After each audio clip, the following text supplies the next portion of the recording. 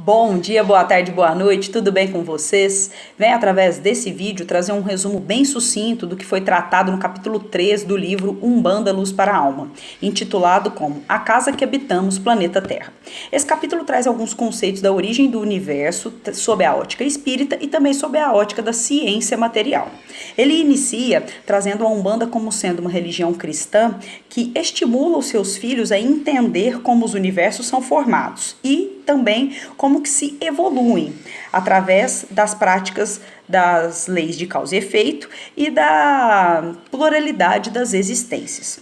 Alguns hábitos devem se tornar constantes para aquela pessoa que permeia, que pleiteia, iniciar na jornada da evolução espírita. Esses hábitos são alguns preceitos que eu vou citar agora. Entender o processo evolutivo, através dos estudos e da educação mediúnica, o significado do espírito imortal, aprender a amar o seu semelhante e compreender a lei de causa e efeito. Nós vimos nos capítulos anteriores a colaboração dos espíritos superiores, dos espíritos elevados para a implementação do evangelho na pátria escolhida por Cristo para regenerar alguns povos. Essas lutas regeneradoras e expiatórias, elas são necessárias para o progresso espiritual, na medida em que a caminhada para a perfeição acontece através da soma de muitas experiências registradas na alma de cada um. Então, dessa forma, esses preceitos aqui nos trazem conteúdos como sendo, a partir do momento em que a pessoa compreende essas leis divinas, que a gente vai estudar mais para frente, eu falei um pouquinho, eu citei-as no capítulo anterior, mas a partir do momento em que o ser humano compreende o seu dever no mundo, em amar ao próximo e servir a Deus, independente de religião, política, economia ou credo, a evolução espiritual, ela traz para ele uma ascensão moral. Essa é a verdadeira lei do progresso. E avançando um pouquinho nos conteúdos, a gente tem as definições de determinismo e de livre-arbítrio. A gente sabe que esses dois preceitos, eles coexistem porque eles são ferramentas fundamentais no auxílio do progresso. O determinismo, ele acompanha o ser humano quando ele ainda é dotado apenas de instinto e razão. E o livre-arbítrio, ele já é gerado à medida em que o homem avança no nível de intelectualidade através da razão e dos sentimentos. Então, ele não passa a ser apenas instinto e razão. Ele começa a implementar sentimentos sobre tudo isso. E através dessa evolução acontece a educação e a iluminação interior, pois os instrumentos essenciais para a construção do santuário de Deus em nossos corações é essa educação e essa iluminação anterior. Através disso, então, nessa fase, determina que o homem, ele busca o bem e a felicidade a todos os estados, de uma forma permanente para todas as criaturas. Assim, avançando na egrégora espiritual dos progressos de lei moral, o ser humano começou a se questionar sobre algumas coisas, tais como: quem sou eu?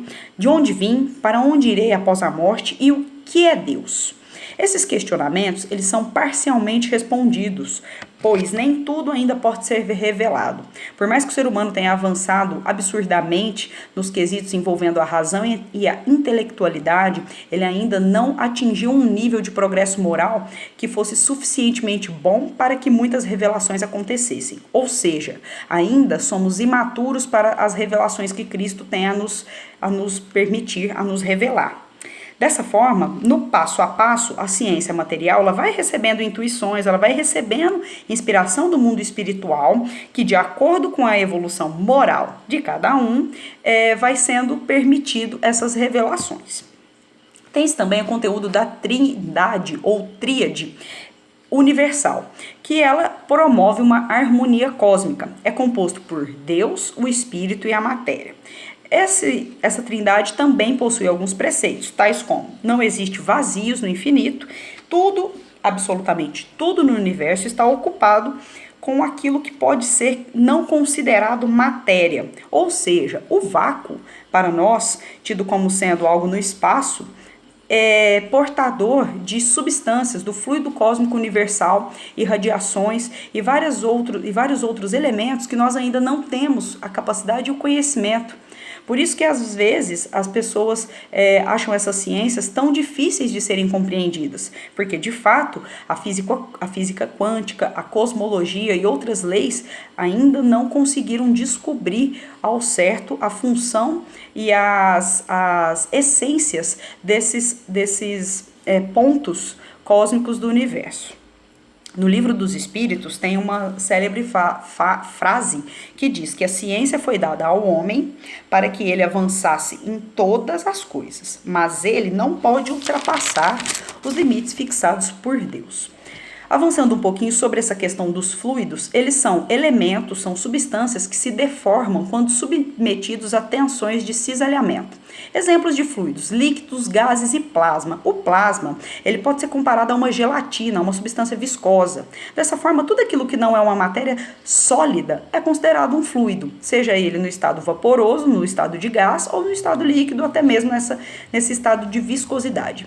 Quanto ao fluido cósmico universal, ele também é considerado o plasma divino, pois ele é um elemento primordial para a formação do universo. Foi através dele que os universos, as galáxias, as constelações foram criadas. Há uma analogia que fala com que o fluido cósmico universal ele pode ser comparado aos peixes no oceano. Nós seríamos os peixes e o oceano seria o FC1.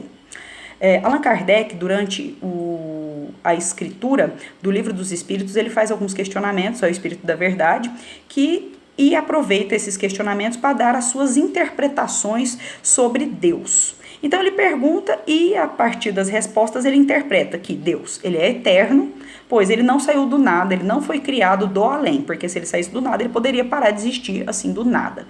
E também não houve uma outra criatura que o criou, porque senão ele não seria eterno, né? Teria um antecessor de Deus. É imutável, porque se ele fosse mutável, ele seria instável, e Deus é estável. É imaterial, porque a natureza de Deus, ela difere de tudo que chamamos de matéria. Deus está presente em absolutamente todas as coisas.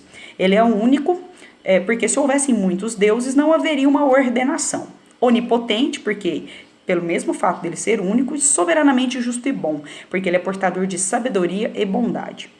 As inteligências gloriosas, elas foram comandadas pelas leis divinas e a partir de então, eles manipularam o plasma divino, convertendo em manipulações cósmicas. Essas manipulações cósmicas geraram, ou fizeram com que as galáxias e as constelações, as estrelas, as nebulosas surgissem.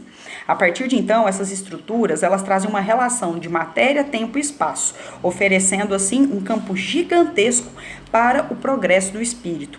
As galáxias, elas se dão então da união de vários elementos químicos e elas guardam no cerne a força centrífuga própria, equilibrando a rotação, a massa e harmonizando a energia e o movimento. Os átomos dessa forma se compilaram, se congregaram para desenvolver as mônadas celestes, juntamente com a ajuda de luz e calor que dispendiam as ondas eletromagnéticas para a formação do mundo. A pergunta de Allan Kardec, que é Deus? Trago aqui na íntegra a resposta para vocês. Deus é a inteligência suprema, é a causa primária de todas as coisas, aquilo que não tem começo e nem fim, o desconhecido. Tudo é desenvolvido, tudo que é desconhecido é infinito. Procurai a causa de tudo, que não é obra do homem, e a razão nos dirá que não há efeito sem causa. Aqui o livro que a gente está usando é esse livro aqui, e através da leitura e do estudo, eu montei este esquema, que não está muito bonito por conta da minha letra, que traz um pouquinho da explicação da formação do universo sob a ótica espírita. Eu vou buscar resumi-lo para vocês. Através do plasma divino, há uma manipulação desse plasma. Essa manipulação gera vida e as estruturas que a suportam. Através dessa geração de vida e das estruturas que suportam a vida, há a conversão em habitações cósmicas. Essas habitações, elas se abrigam e abrigam espíritos em diferentes estágios de evolução. Esses espíritos, eles devem servir a vida com fé para que a vida possa servi-los também. É uma relação de troca. A partir desse momento, para serem servidos e também servir à vida, forma-se o planeta Terra.